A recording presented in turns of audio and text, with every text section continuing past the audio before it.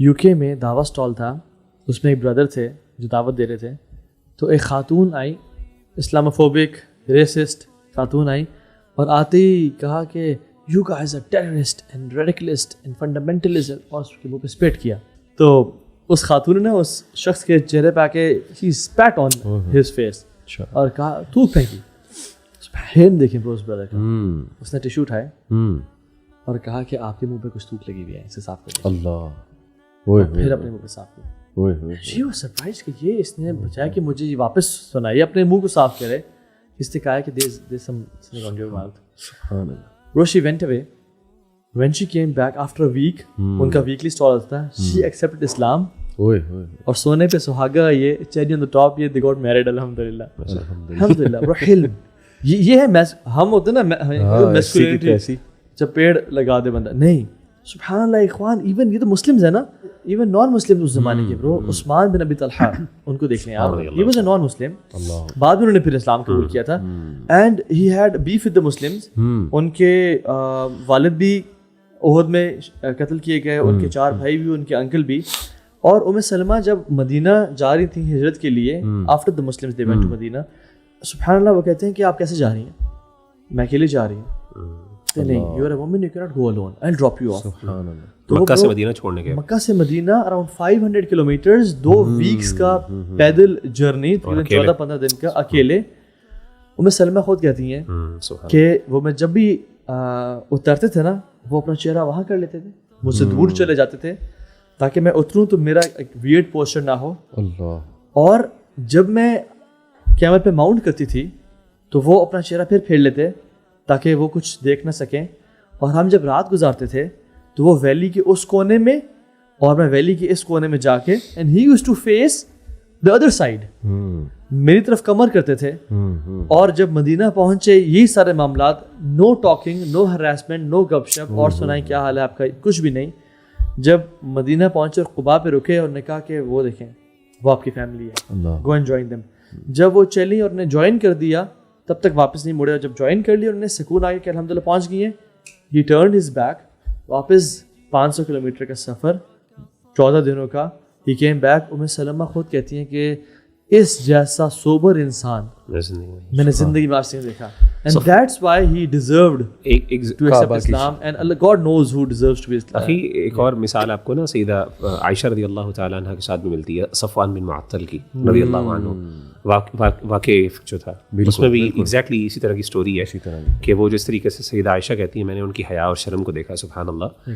تو وہ یعنی وہ, اور وہ ان کے اندر یہ تھا کہ باقاعدہ وہ جھکتے تھے ایسے اور اپنا ہاتھ ایسے رکھتے تھے, اور سیدہ عائشہ ان کے ہاتھوں پہ ایسے یعنی پیر رکھ کے اوپر چڑھتی تھیں اور وہ ان پہ بٹھا کے پھر ساتھ لے کے چلنا شروع کر دیتے تھے. یعنی مرد مسلمانوں کے جو مسلمان مرد ہیں ان کی سبحان اللہ خاتون کی ایک کا آنر کرنا اور رسپیکٹ کرنا. تو یہاں پہ ایک جہاں پہ ہم مردوں کی کوالٹیز کی بات کر رہے ہیں, وہاں پہ نا ایک خاتون کے حوالے سے بھی ایک کوالٹی مجھے بڑی زبردست نظر آتی ہے. اسی مجھے کیونکہ ایگزامپل تھوڑی سی ریلیٹیبل ہے, تو خاتون کی بھی کوالٹی ذکر کر لیتے ہیں. جیسے علی بھائی نے شروع میں بات کی تھی کہ خواتین کی ایک کوالٹی جو ہے نا ہمیں جو بہت پرومیننٹ نظر آتی ہے نا, وہ ہے نرمی, اور جسے کہتے ہیں نا ایک رفق, اور جسے کہتے ہیں delicacy. That is actually a very prominent quality that Islam expects from a woman as compare to وہ خواتین جو آج کل ویٹ اٹھا رہی ہیں اور مردوں کی طرح یعنی وہ ٹیسٹوسٹرون کے شاٹس لے رہی ہیں. اللہ معاف کرے, پتہ نہیں کس طریقے سے جو ہمارے یہاں یہ LGBTQ کا کلچر آ گیا. اللہ کے رسول صلی اللہ علیہ وسلم ایک دفعہ غزوے سے واپس آ رہے تھے, تو آپ کی جو ہے سواری کے اوپر آپ کی جو وائفس تھیں وہ بیٹھی ہوئی تھیں, اور آپ کے غلام تھے انجشا, اور وہ لے کے چل رہے تھے. تو آپ نے کہا کہ انجشا رفق, وہ تیزی سے لے کے چل رہے تھے. تو اونٹ آپ کو پتہ ہے جب وہ چلتا ہے تو وہ اوپر جو بیٹھا ہوتا ہے وہ اچھی خاصی بری طرح ہلتا ہے, اچھی خاصی فزیکل ایکسرشن ہوتی. تو آپ نے کہا یا انجشا رفقم بالقواریر, آہستہ چلو, تمہارے اوپر نا کرسٹلز ہیں. قواریر کہتے ہیں شیشے کے جو برتن ہوتے ہیں, قرآن مجید میں بھی اللہ نے قواریر کا ذکر کیا, گلاس ویسلز جیسے ہوتے ہیں نا, یہ کرسٹلز کے جو ہے نا برتن ہیں تمہارے اوپر شیشے کے, تو یہ ٹوٹ نہ جائیں گے. صنف نازک, یعنی آپ نے جو کہا نا کہ یعنی ایک نرمی کا احساس, ایک ڈیلیکیسی, ایک ہمبلنس, ایک ہیوملٹی. پھر اچھا دوسری بڑی کوالٹی جو ہمیں نظر آتی ہے وہ حیا کی آتی ہے. سیدنا موسیٰ علیہ الصلوۃ والسلام وجاءت احداہما تمشی علی استحیاء, اور اپنے چہرے کو اور یعنی استحیاء علماء کہتے ہیں علی استحیاء. اللہ سبحان اللہ, آپ تھوڑا ایکسپلین کریں اس کو ضرور پلیز. یعنی شیخ آپ کی موجودگی میں کیسے ایکسپلین کر سکتا ہوں اس بات کو. یہ واقعہ بھی بتا دیں وہ والا حضرت شعیب کی جو بیٹیاں تھیں, ہاں وہ والا. تو سبحان, اور وہاں پہ سیدنا موسیٰ علیہ الصلوۃ والسلام کی جو حیا اور شرم ہے بالکل اسی طریقے سے کہ وہ آگے آگے چل رہے ہیں اور وہ پیچھے سے, بلکہ سیدنا موسیٰ پہلے پیچھے چل رہے تھے, تو ہوا آئی تو ان کی پنڈلی سے نا کپڑا تھوڑا سا ہٹ گیا, تو ان کے پیروں پہ نظر پڑی, نظر جھکائی ہوئی تھی تو پیروں پہ نظر پڑ گئی ان کے. تو سیدنا موسیٰ علیہ الصلوۃ والسلام نے کہا آپ پیچھے چلیں, میں آگے چلتا ہوں, اور آپ نے آپ بس کوئی پیچھے سے نا کنکری پھینک دیجیے گا, چھوٹا سا اسٹون پھینک دیجیے گا, پیبل پھینک دیجیے گا جہاں پہ ہم نے مڑنا ہوا, تو بولنے کی بھی ضرورت نہیں ہے. حالانکہ وہ دیکھیں موسیٰ سے زیادہ کوئی میسکولن ہے, اللہ لمبی ہائٹ, سبحان اللہ کے نبی نے کہا عمر تو موسیٰ کی طرح ہو اور بکر تو عیسیٰ کی طرح ہو, ٹھیک ہے نا. عیسیٰ واز سافٹ, موسیٰ علیہ السلام ان کی ایک وقار, ڈگنیٹی, پرسنالٹی, خاموش نہ رہنا, ایون خضر کے ساتھ بھی خاموش نہیں رہ سکے وہ, ٹھیک ہے. ہارون کی داڑھی پکڑ لی تھی, ٹھیک ہے, کیونکہ حق بات پہ کھڑے ہونا. تو یہی بات ہے کہ جب سبحان اللہ ایون عمر بن خطاب یہاں ان کے بارے میں آتا ہے کہ عمر تم کیا کرتے ہو کہ تم جس راستے پہ چلتے ہو وہاں سے شیاطین راستہ پھیر دیتے ہیں. Masculine main. بٹ جب اپنے گھر پہ تھے, ایک صحابی اپنی وائف کے بارے میں مشورہ کرنے کے لیے وہ گھر آئے, تو دیکھا کہ عمر بن خطاب کا بھی تھوڑا سا وائف سے آرگیومنٹ ہوتا ہے, اینڈ ہی واز سائلنٹ. تو عمر نے کہا کہ دیکھو یہ ہمارے لیے کتنا کام کرتی ہیں, ہمارے لیے روٹی پکاتی ہیں, ہمارے گھر آسان کرتی ہیں. سو خواتین, کچھ خواتین کی چیزیں جو مردوں کو بالکل پسند نہیں آتی, ان کا میسکولن ہونا, ان کا اتھارٹیٹیو ہونا, ان کا اونچی آواز میں بات کرنا, موٹی آواز میں بات کرنا, اور ان کا یونیلیٹرل ڈیسیژنز لینا, اور مردوں کو یعنی ہسبینڈ کو آن بورڈ نہ کرنا ڈفرینٹ چیزوں پہ.